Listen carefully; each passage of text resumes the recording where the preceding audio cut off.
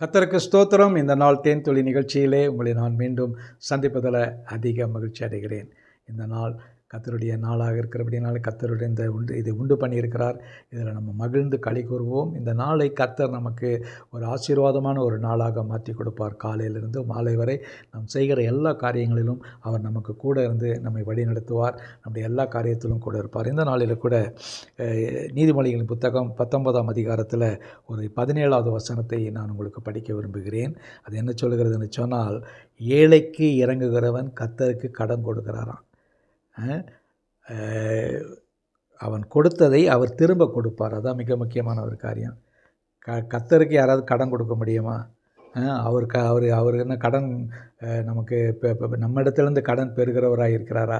இதெல்லாம் யோசித்து பார்க்கும் பொழுது நமக்கு நல்ல ஒரு பாடத்தை கற்றுக் கொடுக்க வேண்டும் என்று தான் இந்த வசனத்தில் நீதிமொழிகளில் இந்த ஞானவான் சொல்லி எழுதியிருக்கிறார். அது என்ன சொன்னால், கர்த்தருக்கு இறங்குகிறவன், ஒரு இரக்கமான ஒரு நிலையில் யாராவது இறங்கி யாருக்காவது உதவி நீங்கள் செய்வீங்கன்னு சொன்னால், யாருக்காவது படிப்பு உதவியோ, யாராவது வேலை இல்லாவிட்டால் திருமண காரியங்களில் யாருக்காவது ஒரு உதவி செய்ய வேண்டும் என்று சொன்னால், நீங்கள் அதை இறங்கி செய்யும் பொழுது அந்த மனிதர்களுக்காக நீங்கள் செய்யவில்லை, அதை கர்த்தருக்கே செய்கிறீங்க.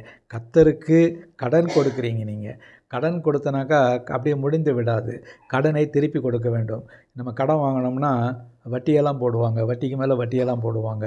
நம்முடைய ஆண்டவர்கிட்ட அவர் நம்மக்கிட்ட கையிலிருந்து கடனை பெறுவார்னு சொன்னால், அவர் நூறத்தனையான வட்டி வீதத்தை நமக்கு கொடுத்து நம்மை பிற்காலத்தில் நம்மையும் நம்முடைய பிள்ளைகளையும் நம்முடைய குடும்பத்தையும் அவர் ஆசீர்வதிப்பார்.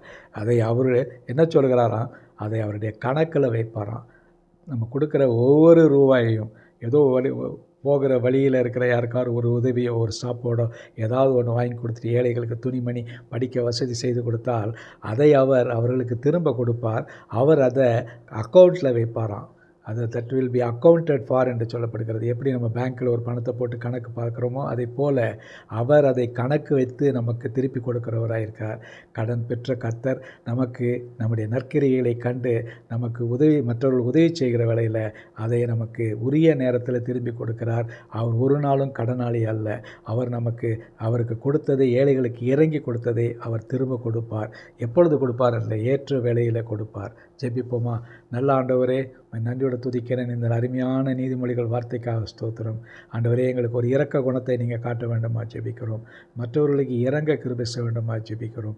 இறங்கி உதவி செய்ய கிருபை செய்ய வேண்டுமா ஜெபிக்கிறோம். அப்படி செய்கின்ற வேளையில் நாங்கள் ஆண்டவரே உமக்கு கடன் கொடுக்கிறோம் என்று சொல்லப்பட்டிருக்கிறது. அந்த கடனை ஆண்டவரே நீர் கணக்கில் வைத்து எங்களுக்கு திரும்ப கொடுக்க போகிறீர். அதற்காக ஸ்தோத்திரம். ஆசீர்வதிங்க, காத்துக்கொள்ளுங்க, வழி நடத்துருங்க. மீட்பர் இயேசுவின் நாமத்தில் ஜெபிக்கிறேன் நல்ல பிதாவே. ஆமேன், ஆமேன். கர்த்தர் உங்களை ஆசீர்வதிப்பாராக. இந்த நாள் உங்களுக்கு ஒரு இரக்கத்தை காண்பிக்கிற ஒரு நாளாக அமையட்டும்.